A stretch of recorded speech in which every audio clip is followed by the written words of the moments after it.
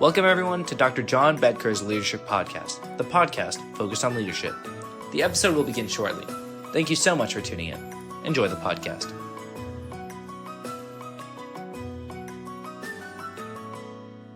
Welcome everyone. Thank you so much for tuning in to the Dr. John Bedker Leadership Podcast. I'm your host, John Bedker. Well, this is episode 69, so a bit of a milestone for us. This has been a pretty long run and one I'm very, very happy about. I want to take this opportunity to thank each and every one of you for your tuning in and listening to this leadership podcast. All right, so this episode, 69, will be the last of 2024. We'll certainly start up again after the holidays in January of 2025. But for this year, this will be the last episode. So, in addition to my thanks, I think it's important from a leadership point of view to always take this opportunity, and many of us do here at year end as we start a new year, in what we call reflective practice. Important leadership competency for all of us. Time to reflect. Stop and take time to really think about where we've been, where we are. Think about how we might chart that course for where we want to go next. So, good time of the year, holidays. I certainly hope everybody has that opportunity to spend time with family, with friends, with those you care about, and also spend some time in reflection. Okay, so today, last episode for this year, we're going to do a little reflection. We're going to do it by focusing on an individual, and that individual is Paul Krugman. Some of you may know that name, others may not. Just a quick review. Who is Paul Krugman?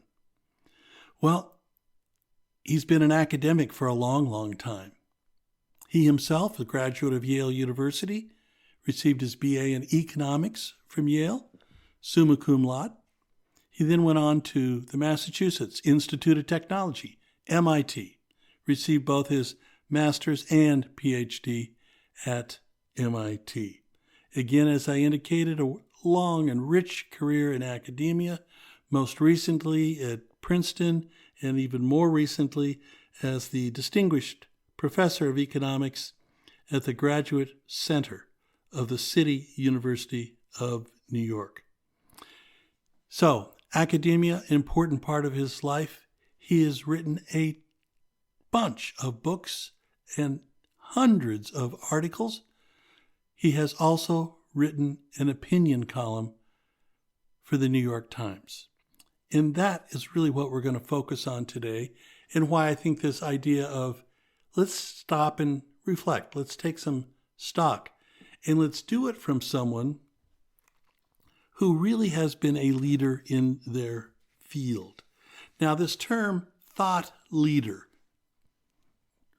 title of today's podcast, is a term that really has not gotten, I think, its due.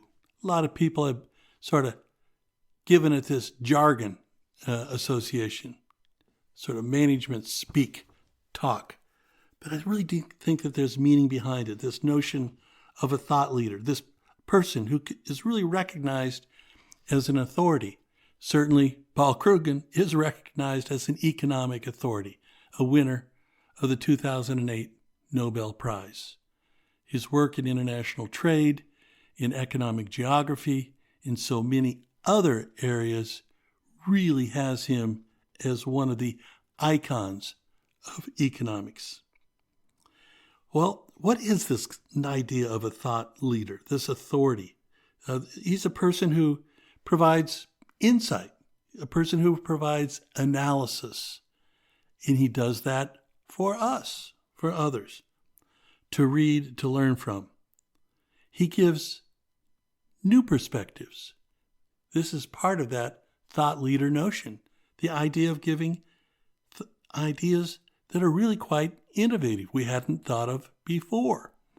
Again, I've talked about this idea of innovation in a recent podcast, These people are so important, so critical for our future. Why? Because they're shaping conversations. They're influencing us, everyone, how to think, how to envision, how to chart that course to the future in all that it portends. So they're a leader in thought, and so the term thought leader. Okay, enough about that. Paul Krugman, as I said, largely an academic.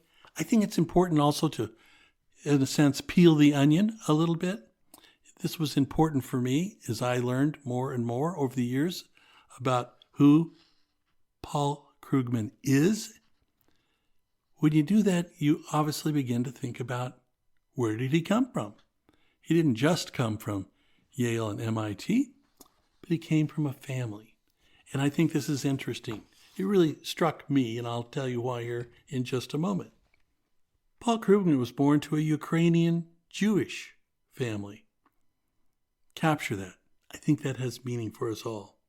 So his family immigrated, obviously, from the Ukraine.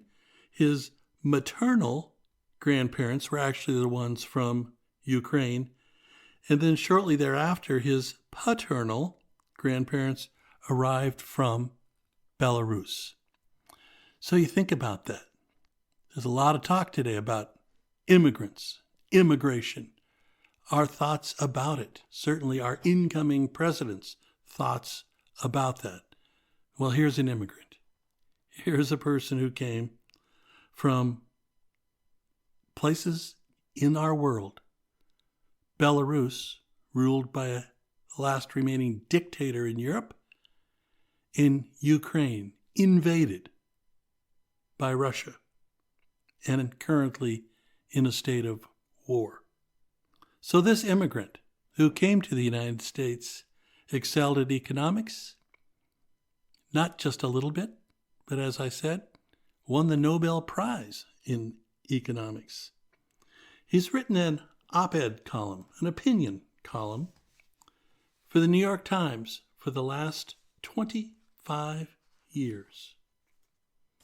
And what I'm going to do today is read his last column. I'll offer a few of my thoughts, but I think as we should in our times of reflection here, is just let his words speak for themselves. Because this is important.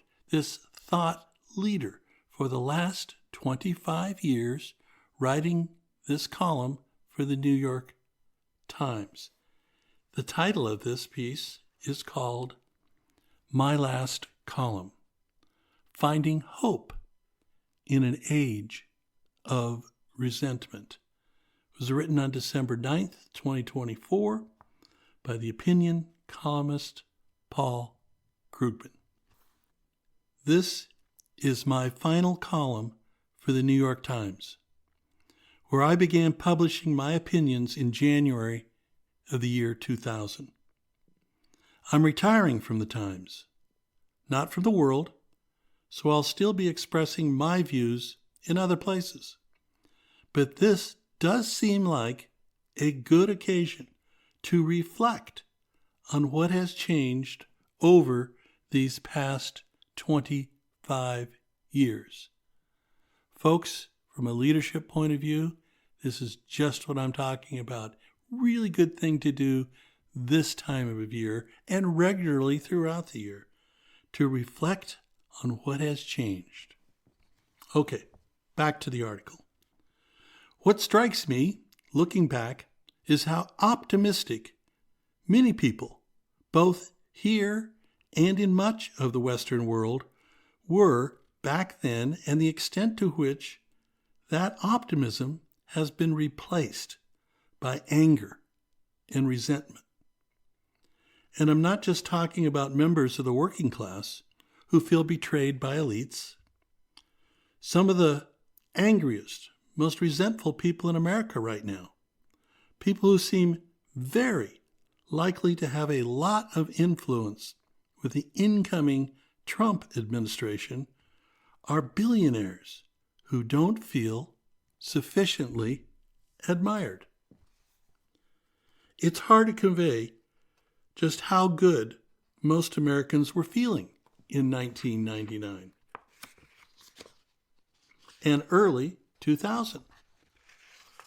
Polls showed a level of satisfaction with the direction of the country that looks surreal by today's standards. My sense of what happened in the 2000 election was that many Americans took peace and prosperity for granted. So they voted for the guy who seemed as if he'd be more fun to hang out with. In Europe, too, things seemed to be going well. In particular, the introduction of the euro in 1999 was widely hailed as a step toward closer political as well as economic integration. Toward a United States of Europe, if you like. Some of us ugly Americans had misgivings, but initially they weren't widely shared. Of course, it wasn't all puppies and rainbows. There was, for example, already a fair bit of proto-QAnon type conspiracy theorizing, and even instances of domestic terrorism in America during the Clinton years. There were financial crises in Asia, which some of us saw as a potential harbinger of things to come. I published a book titled The Return of Depression Economics, back then in 1999, arguing that some similar things could happen here in the United States. I put out a revised edition a decade later when they did. Still, people were feeling pretty good about the future when I began writing for the New York Times. Why did this optimism curdle? As I see it, we've had a collapse of trust in elites. The public no longer has faith that the people running things know what they're doing, or that we can assume that they're being honest. Now think about that, folks, from a leadership point of view. Think about those things that I talk about regularly, leadership core competencies. Those of you that are regular listeners know that I've talked about trust numerous times on this podcast. Belief, truth, honesty, accuracy. That the call to leadership is each and every one of those things. But here's Paul Krugman saying, we don't even know if we can assume that they're being honest. All right, back to the article. It was not always thus. Back in 2002 and 2003, those of us who argued that the case for invading Iraq was fundamentally fraudulent received a lot of pushback from people refusing to believe that an American president would do such a thing. Who would say that now? In a different way, the financial crisis of 2008 undermined any faith the public had that government knew how to manage economies. The euro as a currency survived the European crisis that peaked in 2012, which sent unemployment in some countries to Great Depression levels. But trust in Eurocrats and belief in a bright European future did not. It's not just government they have lost the public's trust. It's astonishing to look back and see how much more favorably banks were viewed before the financial crisis. And it wasn't that long ago that technology billionaires were widely admired across the political spectrum, some achieving folk hero status. But now they and some of their products face disillusionment and worse. Australia has even banned social media use by children under the age of 16. Which brings me back to my point that some of the most resentful people in America right now seem to be angry billionaires. We've seen this before. After the 2008 financial crisis, which was widely and correctly attributed in part to financial wheeling and dealing, you might have expected the erstwhile masters of the universe to show a bit of contrition, maybe even gratitude at having been bailed out. What we got instead was, in quotes, Obama rage, end quote. Fury at the 44th president for even suggesting that Wall Street might have partly to blame for the disaster. These days, there's been a lot of discussion of the hard right turn of some of these tech billionaires, from Elon Musk on down. I'd argue that we shouldn't overthink it, and we especially shouldn't try to say that this is somehow the fault of politically correct liberals. Basically, it comes down to the pettiness of plutocrats who used to bask in public approval and are now discovering that all the money in the world can't buy you love. So, is there a way out of the grim place we're in now, the end of 2024? What I believe is that while resentment can put bad people in power, in the long run, it can't keep them there.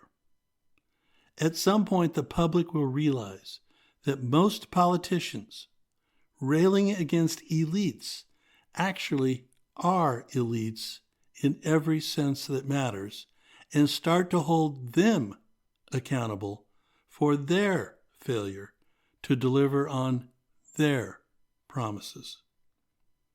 And at that point, the public may be willing to listen to people who don't try to argue from authority, don't make false promises, but do try to tell the truth as best they can. We may never recover the kind of faith in our leaders, belief that people in power generally tell the truth and know what they're doing, that we used to have. Nor should we. But if we stand up to the kakistocracy, fancy word, folks, sorry, the kakistocracy, that means rule by the worst, that's emerging as we speak, we may eventually find our way back to a better world. All right, that's the end of the article. I think that's a good close out for this year. Just a couple of closing thoughts. Leadership could not be more important today more than perhaps any time in our history, because what we see is people in positions of power, in positions of authority, who have rank but are not driven to serve, but rather to obtain, to have power, rather than see it as a blessing or a gift to do right by others. They see it as an opportunity to continue their success in their personal well-being. So think about that, this kakistocracy, rule by the worst, that's emerging as we speak, Krugman says. Because standing up and saying no, obviously, very importantly, voting for people other than those, is a path back, is a way to find our way back to a better world. So let's reflect on that, folks. Let's think about where we are, how we got there, and how we might chart a course for the future. Reflect on that. The thought leader, Paul Krugman, has written his last column for the New York Times. And in it, the points that he makes, I think, are particularly valuable for each and every one of us. To find hope in an age of resentment. All righty. Again, folks, happy holidays. Happy Christmas, Merry Christmas, wherever you are. Please enjoy. We'll take our holiday break, as I hope you do as well. We'll be back in the first of the year. And until then, we'll talk soon.